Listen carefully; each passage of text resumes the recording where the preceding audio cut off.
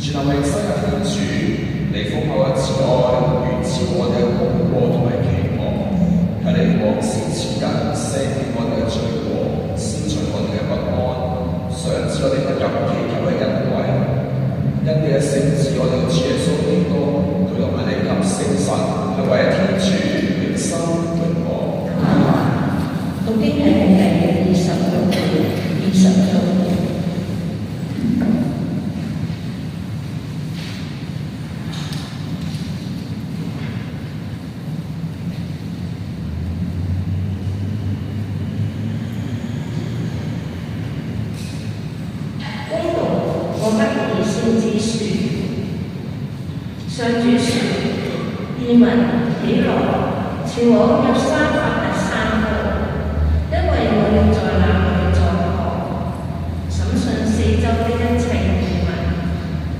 生出年度，因為莊稼已成熟；前來踐踏，因為酒榨已滿盈，酒槽已溢出，因為他們已各半滿盈。聖群要對呢人齊集在審判谷，因為上主的日子已臨近了審判谷。太陽和月亮昏暗了，星辰失去了光芒。上主從天雍怒哮，從耶路撒冷發出自己的聲音，天地為之震動。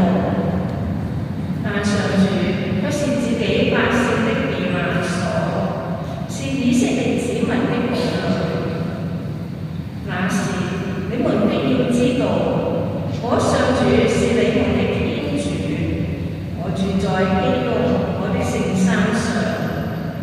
那時，耶路撒冷必要成為聖地，外人不能再從那裏經過。到了那一天，西河必要滴下新酒，幽靈必要留下乳汁，猶大的一切河流必要湧流清泉清水。從上主的殿裏將有一清泉流出，澆灌使平山丘。埃及將變成荒地，厄東將成為曠野，因為他們虐待了猶大子民，在他們的境內傾流了無辜者的血。但猶大必永遠有人居住，耶路撒冷也必世世代代有人寄居。我必要追討我尚未追討的欠債，因為上主住在基督。上主的話。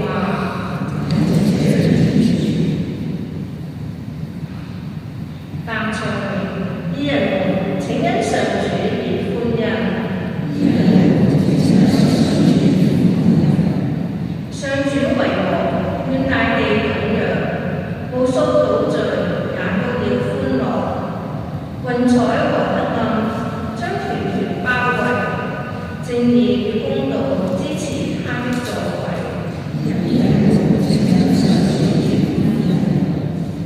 面對上主即普世的主宰，群山要像蠟燭一般溶解，蒼天宣揚他的公道，萬民目睹他的光耀。光明已升起，照耀着義人，賜喜樂給心地正直的人。義人請因上主而歡欣，並且你們讚美他的聖名。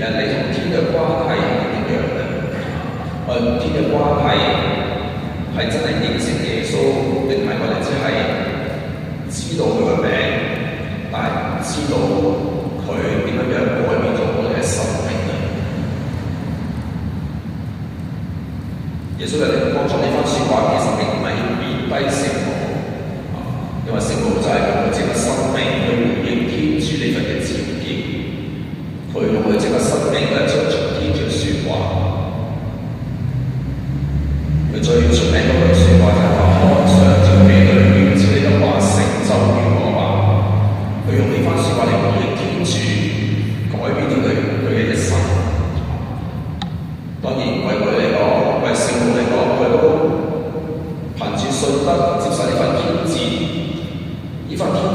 咗考驗同埋痛苦當神按預言要有咧就把你建設到佢嘅神靈，但佢都係願意咁樣去遵從天主嘅旨意，佢空虛自己，讓天主喺佢身上工作，因為佢知道天主與佢同在，所以佢係一個可以話我哋基督徒嘅模範，因為藉個生命咧聽天嘅説話而遵行嘅人。喺今日嘅第一本經講翻以先之書，佢傳達天主掌權、審判同埋救贖嘅訊息。呢邊讀經咧特別睇到一般人對佢嘅理解就係咧，呢個世界會毀滅啦，人類會滅絕，充滿咗可怕而災難嘅元素。但今日嘅讀經要話俾我哋知道就係呢個末日唔單止係天嘅審判，都有天主嘅救恩，亦即係話末日並唔係即係單單係消極嘅嗰邊，或者有啲人哋話係一個恐怖嘅嗰邊。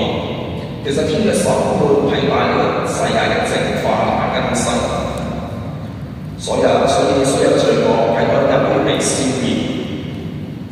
雖然咧講到話太陽同埋月亮會昏暗，星辰就係光芒，呢個係更新嘅時候咧會出現嘅情況。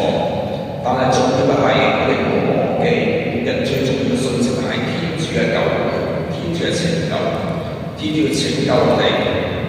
拯救佢嘅百姓，甚至喺最危險嘅境遇當中邊成為佢子民嘅保障。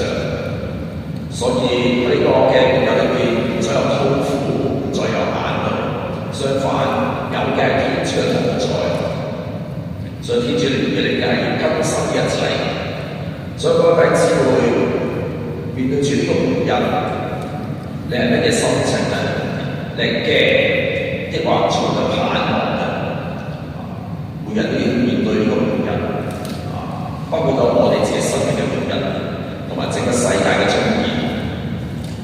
不過，如果你願意聽從耶穌嘅吩咐，遵從佢嘅説話生活嘅話，你根本唔需要驚，亦都唔使好似有啲人慌張到可能為我哋打風嘅末日，所以佢咁樣買好多糧食，儲好多糧，甚至儲超過一個星期嘅糧。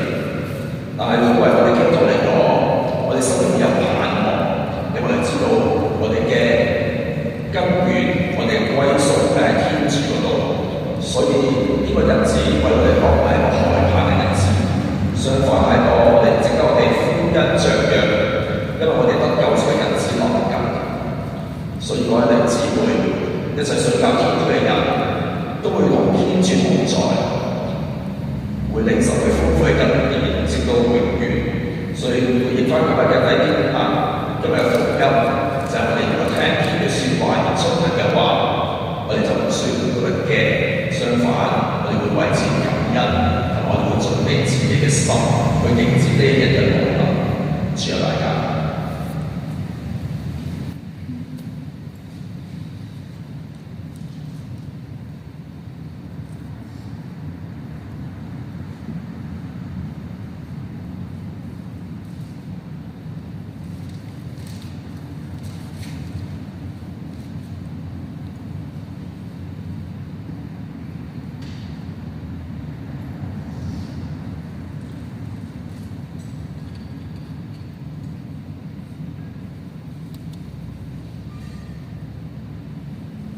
奉主萬有天主，你賜給你食糧，你贈俾你，佢將大的引導科果實分別餅賜給你，使成為我嘅生命之糧。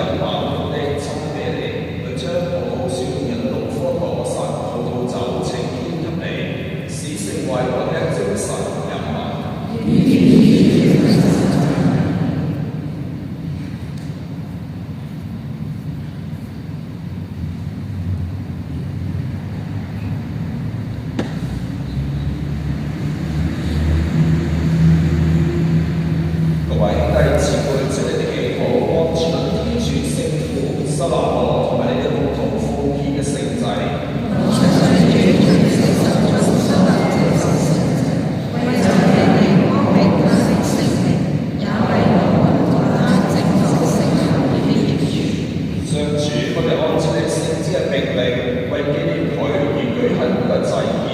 求你悅納，並藉住呢個神聖道蹟，實現你聖化同埋救贖我哋嘅工程。因主耶穌基督之名，求你俯聽我哋嘅祈禱。願主與你哋同在。請舉心向上。請眾感謝主，我哋的天主。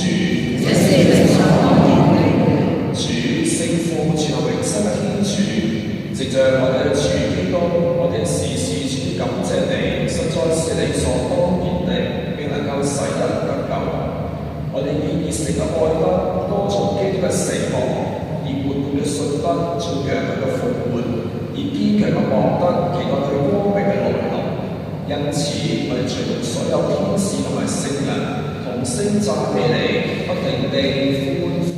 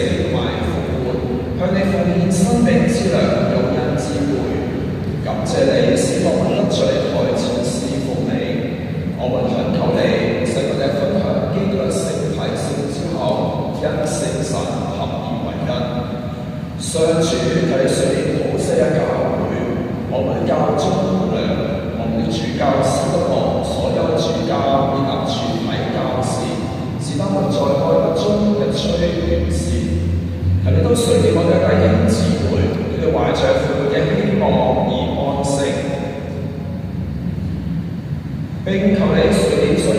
世嘅人使到強見你聖道嘅光輝。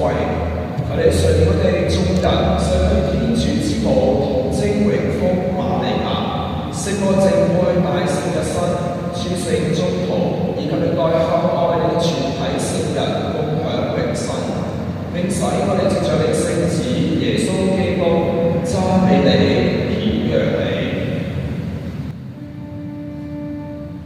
全能天主父，願一切所經和榮義，藉着